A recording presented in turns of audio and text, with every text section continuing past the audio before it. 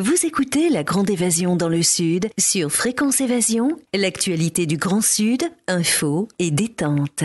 Dans quelques instants, La Grande Évasion dans le Sud, nous parlerons de Toulouse grâce à Frédéric Papet du Guide du Routard. À tout de suite.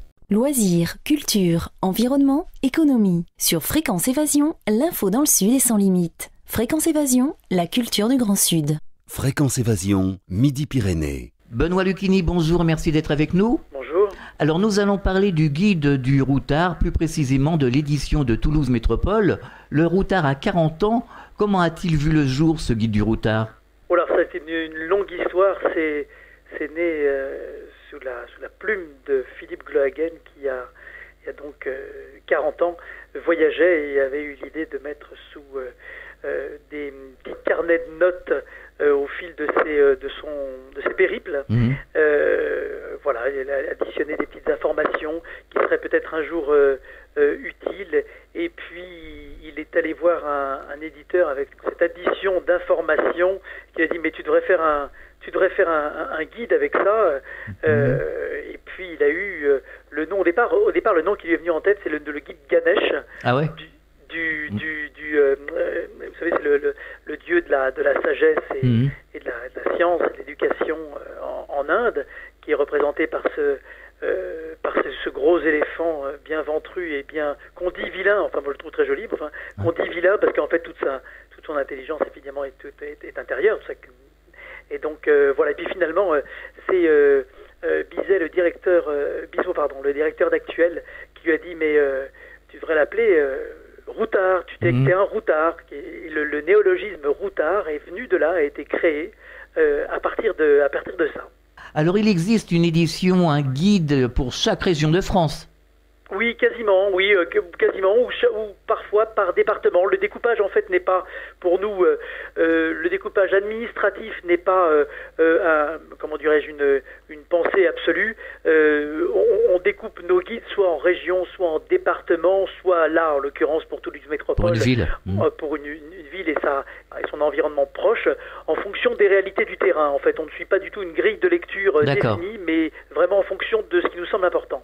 Je suppose que ce doit être un travail d'enquête assez pointu pour dénicher toutes les informations contenues dans ce guide du routard. Oui, on était 3 personnes et on a mis un peu plus de 4 mois à dénicher, à visiter, à tester les restos, à voir si les boutons de porte tel hôtel particulier étaient bien lustrés, si les mascarons étaient suffisamment intéressants pour pouvoir les décrire, si les linteaux de porte ciselés racontaient une histoire suffisante, les chapiteaux des églises, les vitrines des musées, etc., etc.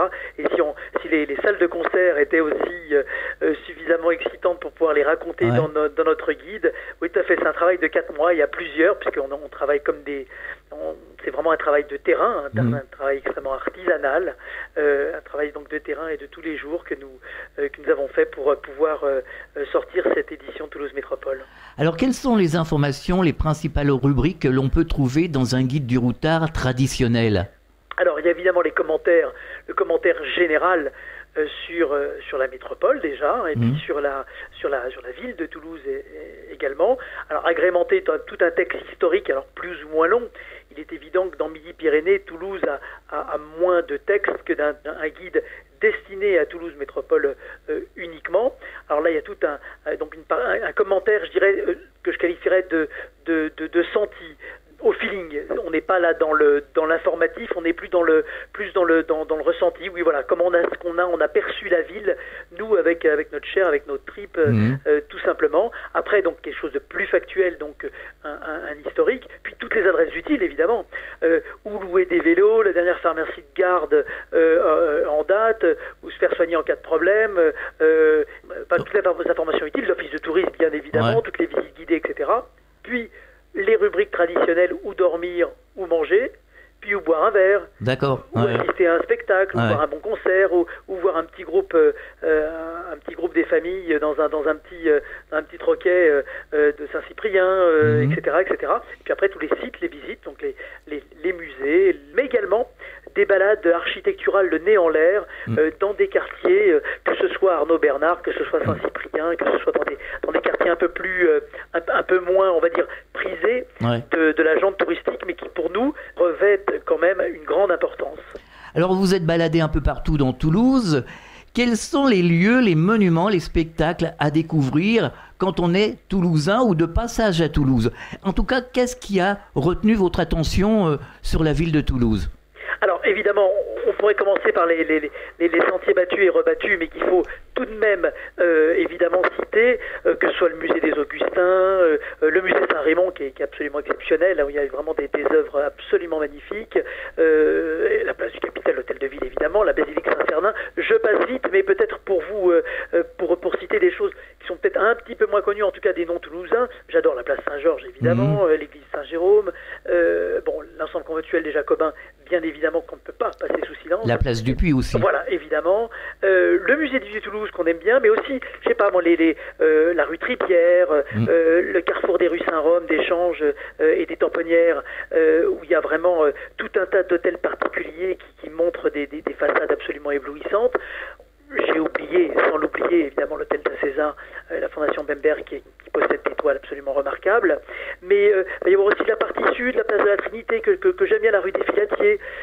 Et là, vous voyez, c'est des balades le nez en l'air, nous, qu'on aime bien faire découvrir. La place du Salin, par exemple, qui est aussi une petite merveille, l'église Notre-Dame d'Albade, qui sont des coins peut-être un petit peu moins connus, parce qu'on garde un petit peu nos schémas tout faits, que nous apprécions tout particulièrement, le musée Paul Dupuis, évidemment, la rue Croix-Baragnon, là aussi il y a des hôtels particuliers, l'hôtel de Fumel qui était la résidence officielle du président du Parlement au XVIIIe siècle, qui est aussi un petit bijou.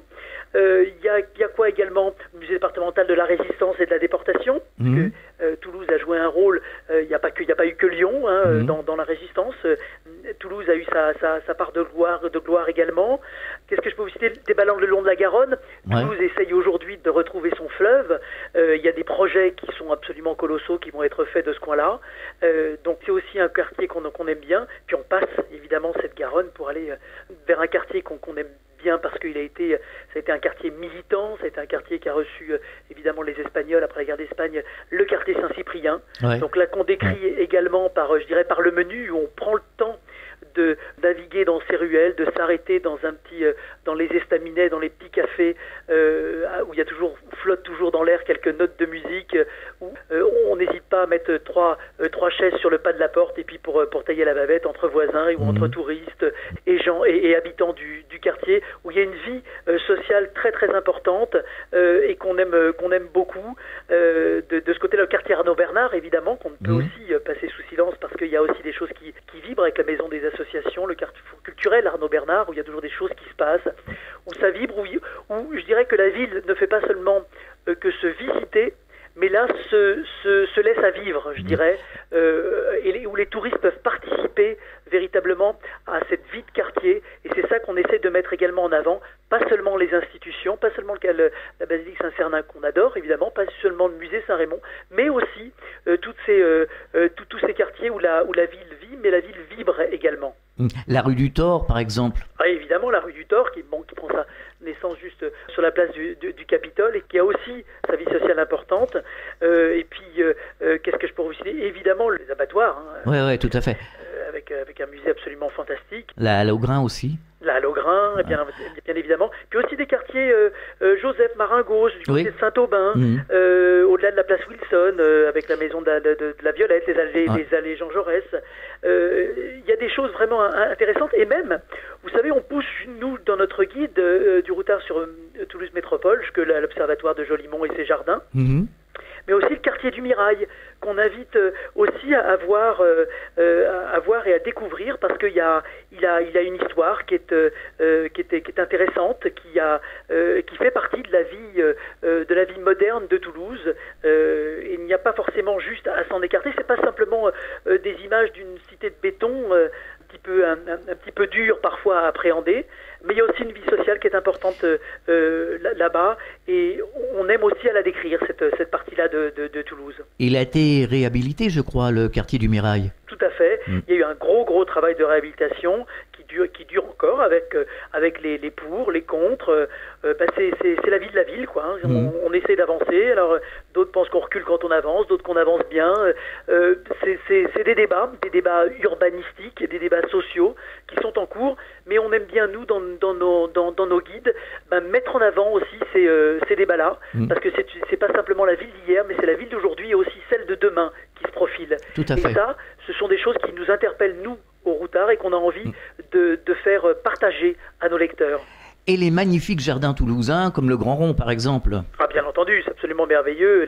Tous ces jardins qui font merveille, du côté aussi des abattoirs, les jardins tout autour. Il y a quand même des choses absolument merveilleuses à découvrir et que nous mettons en avant, qu'on essaye de faire partager à nos lecteurs, ou simplement sur le bord de la Garonne, dès qu'il y a un rayon de soleil et de sécurité, c'est magnifique. à Toulouse. Magnifique.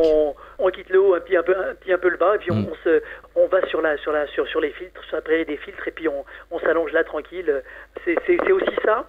Ce qu'on aime dans ces grandes villes de province, c'est qu'ils ne se sont pas coupés de leurs espaces verts, et même on y retourne largement, puisqu'avec un centre piéton, des systèmes de vélos, aujourd'hui, on cherche à mettre la voiture hors de centre-ville, et je dirais que Toulouse y réussit plutôt pas trop mal.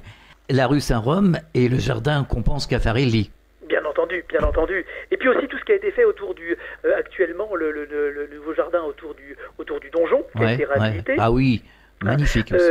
Toute la rue d'Alsace-Lorraine, qui a été en travaux longtemps. Mais il y a vraiment des choses très très intéressantes sur le plan urbanistique qui se font à Toulouse. Et c'est une ville qui avance, c'est une ville qui se met de plus en plus au vert, et aussi une ville, j'insiste là-dessus, qui retrouve son fleuve, qui est en train de retrouver son fleuve, comme l'ont fait Lyon. Oui. Comme on l'a fait en train de le faire Bordeaux également.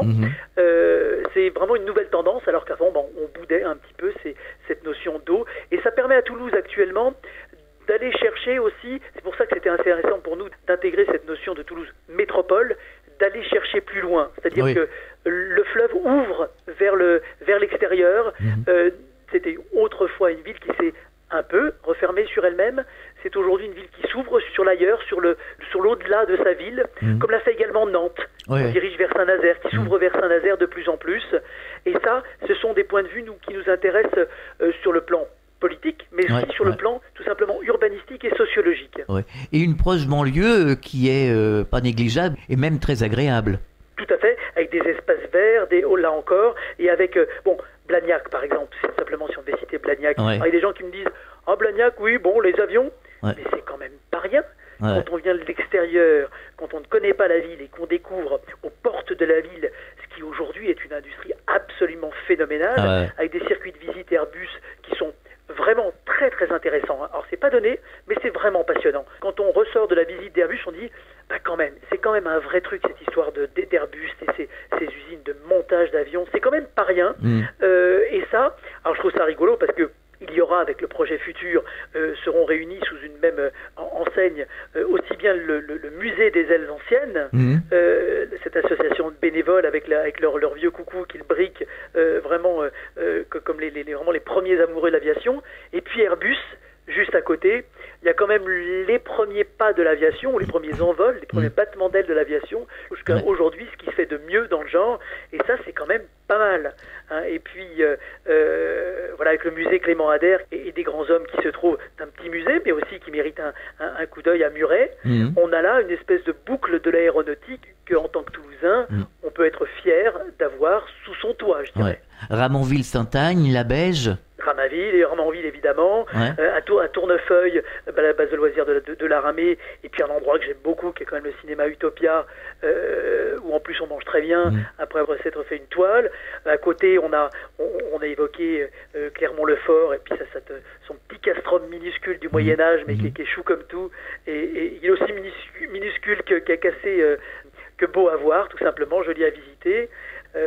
À côté il y a Pibrac et sa cocasse à côté de Colomiers, à Sainte-Germaine, qui est quand même assez drôle à regarder. Vous avez pas loin la forêt de Bouconne. Il y a des choses absolument intéressantes et passionnantes à voir autour de Toulouse.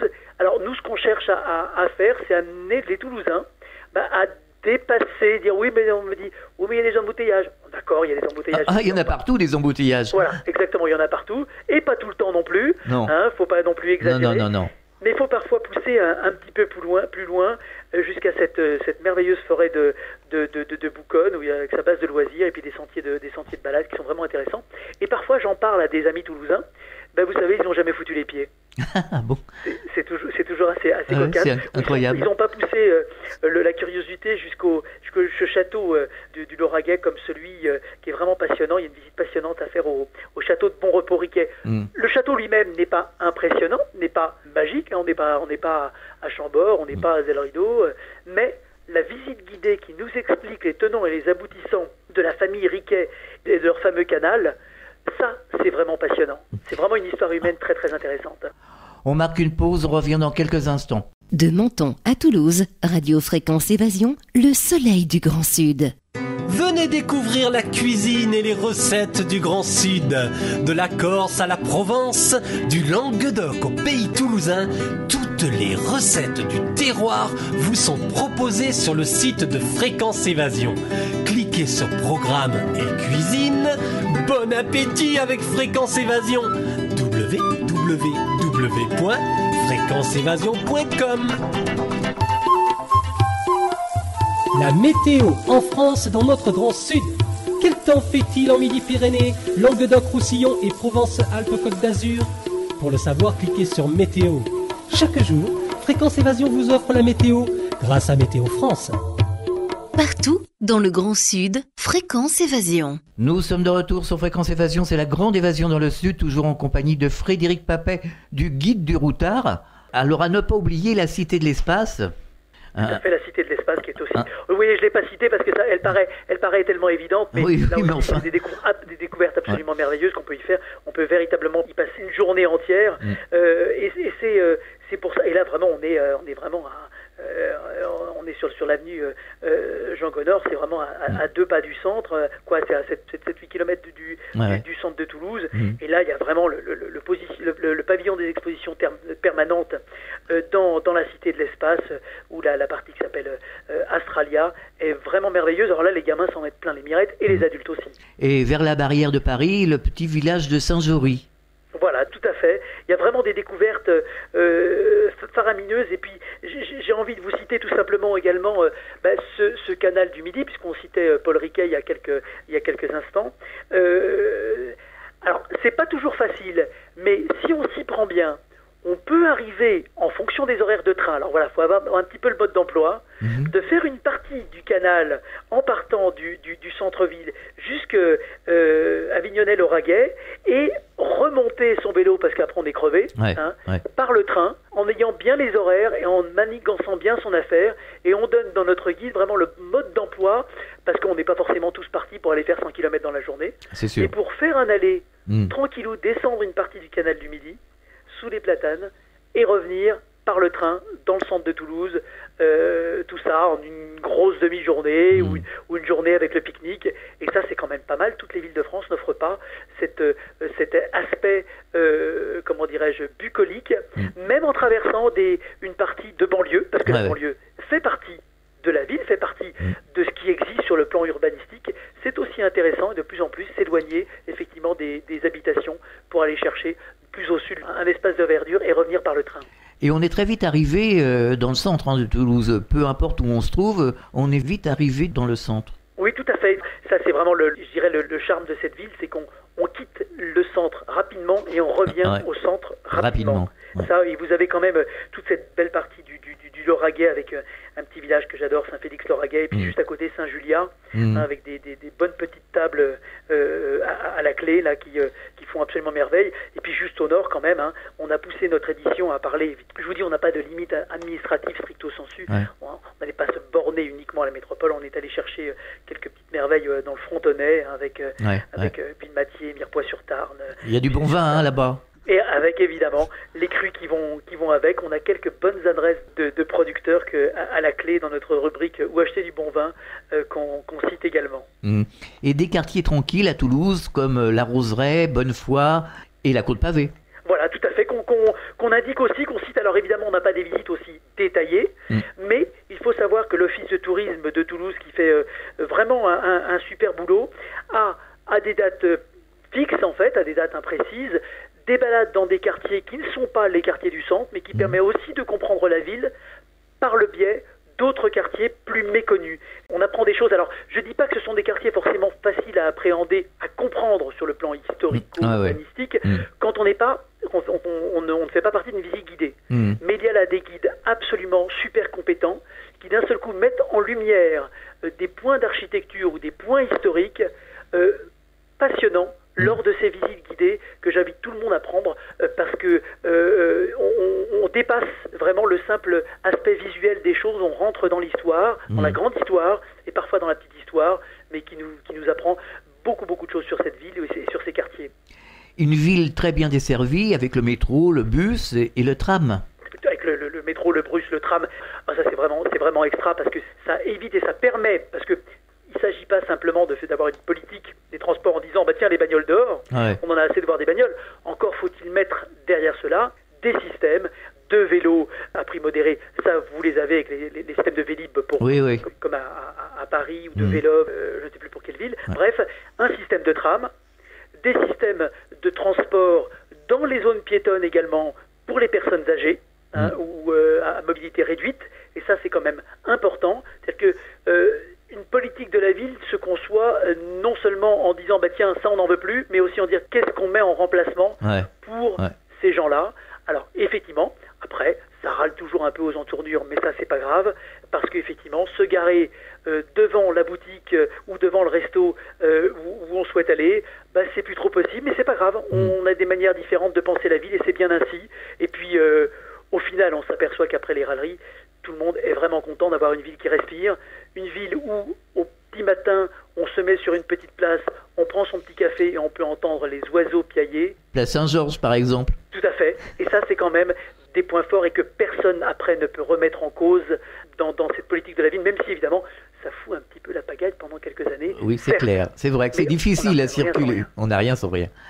Est-ce que vous auriez un message adressé aux auditeurs qui ne connaîtraient pas Toulouse afin de les inciter à découvrir la Ville Rose? Alors, le message que je dirais, c'est pousser dans des quartiers où on va peu si on n'y habite pas. Et j'ai envie de dire vraiment Arnaud Bernard, Saint-Cyprien le soir ou en fin d'après-midi où il y a vraiment de la vie de quartier vraiment très intéressante, de retourner voir les grands classiques également qu'on oublie parfois.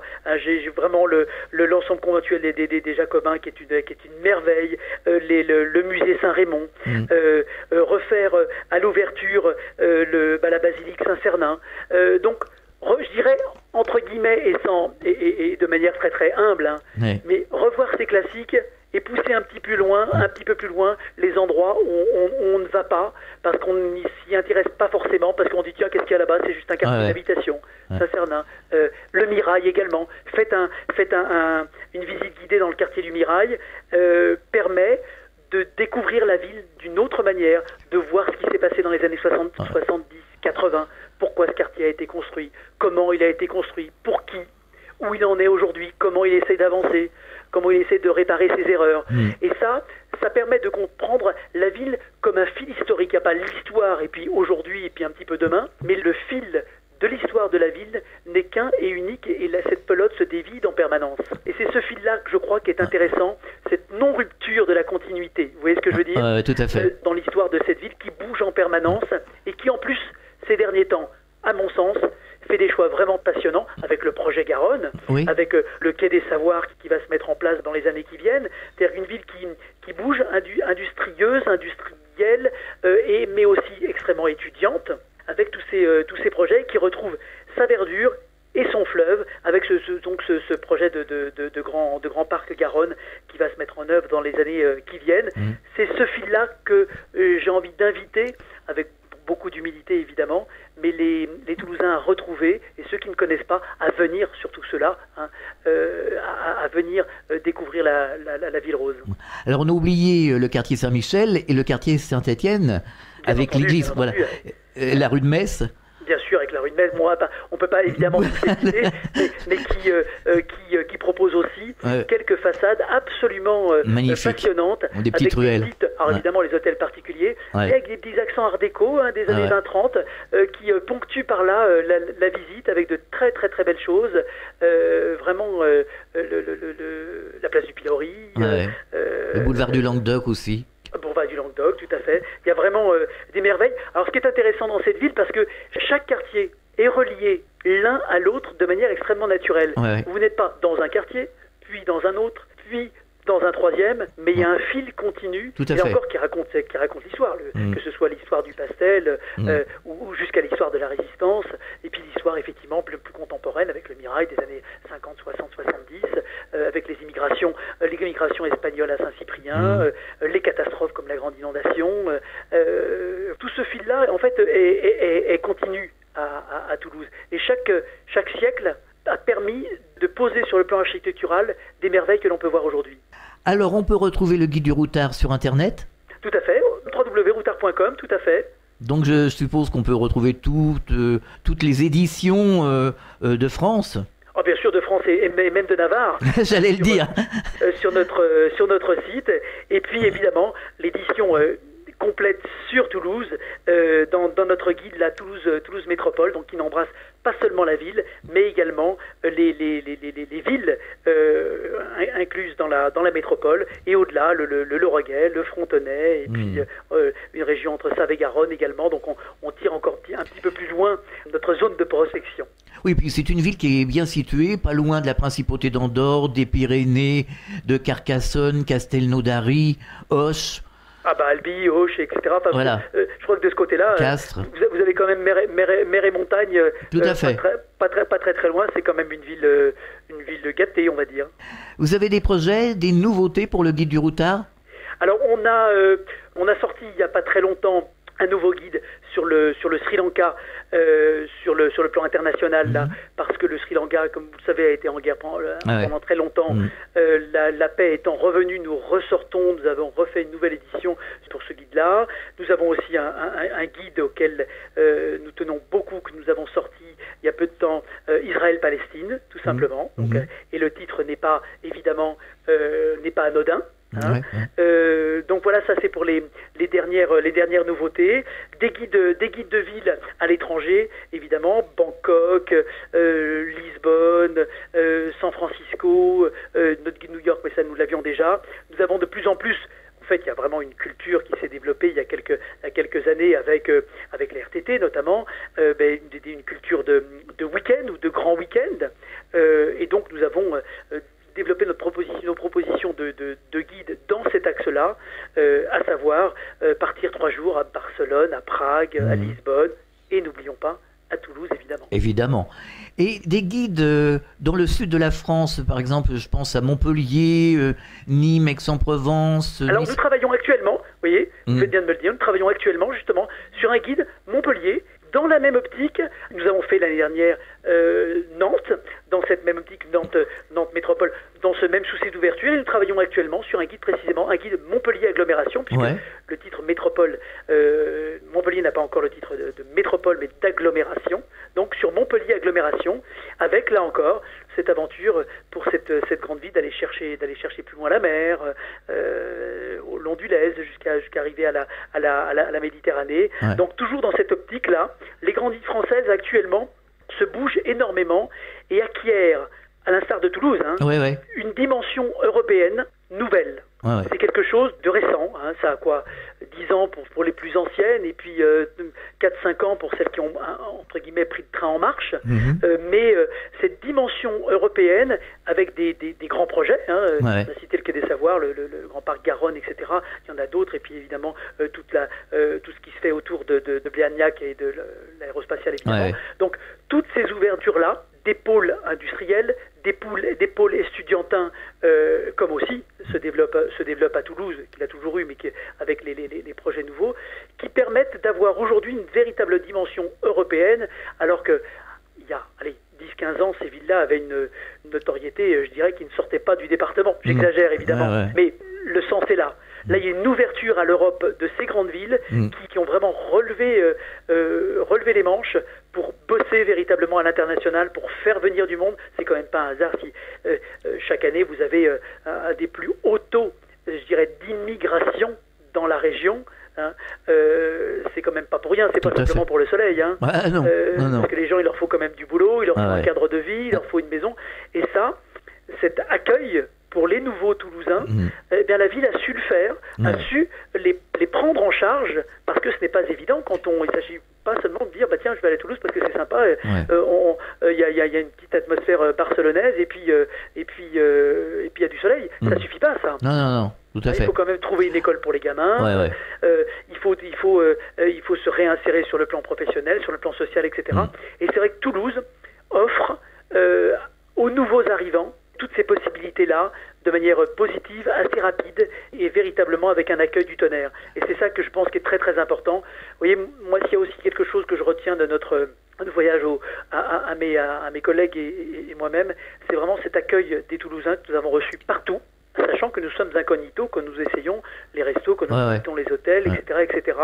Il y a eu vraiment une unanimité dans l'équipe pour dire qu'on avait été vraiment formidablement reçus. Alors, par les gens qui ne nous connaissent pas, je vous dis les hôteliers, les restaurateurs, dans les bars, dans les boîtes, dans les bistrots, etc., là où vous voulez, mais aussi de la part des institutions, de la mairie, de l'office de tourisme, qui a mis vraiment à notre disposition tous les outils qui nous ont permis de bien bosser et de tirer le meilleur de tout ce que nous avions vu. Non, mais il y a une vibration particulière à Toulouse. Voilà, tout à fait. Et j'espère, je pense, c'est pour l'instant les retours que nous en avons, que cette vibration, cette positive, comme disait Rasta, positive vibration, on arrive à la ressentir. En tout cas, c'est ce qu'on a essayé de faire passer dans notre guide. Voilà, et que cette ville, elle est bosseuse, mais elle est rieuse à la fois. Et puis elle tourne pas le dos au soleil, parce que là, il y a quelque chose de Barcelone en elle, d'un petit peu folle, avec des projets pour la ville, des projets assez fous, assez novateurs, et c'est cette étincelle dans les yeux de la ville, je dirais, qu'on a essayé de transmettre dans notre guide. C'est vrai qu'on pourra en parler des heures de Toulouse. Ça répond complètement, quand je suis lancé.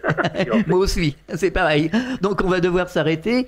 Benoît Lucchini, merci d'avoir participé à cette émission, et puis vous nous tenez au courant. Merci beaucoup à vous en tout cas, et merci à tous les Toulousains pour leur chaleureux accueil. Fréquence Évasion.